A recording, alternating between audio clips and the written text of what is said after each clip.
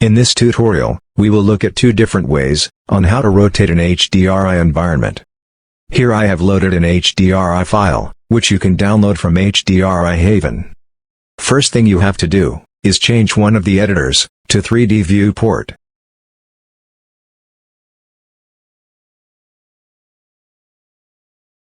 Then add an empty. Now make the other editor a shader editor. Then change the shader type to world. Now under Input, select Texture Coordinate. Then connect the object to Vector. And in the Instance object, select Empty. Now in the 3D viewport, turn on Rotation. And now, if you rotate the empty, the HDRI will rotate.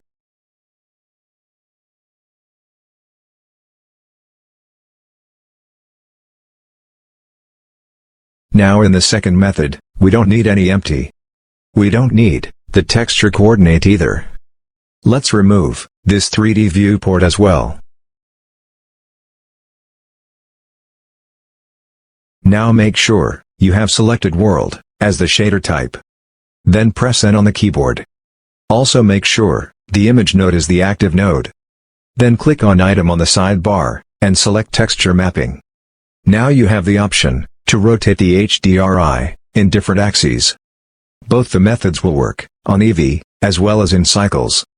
Comment down below which method you prefer.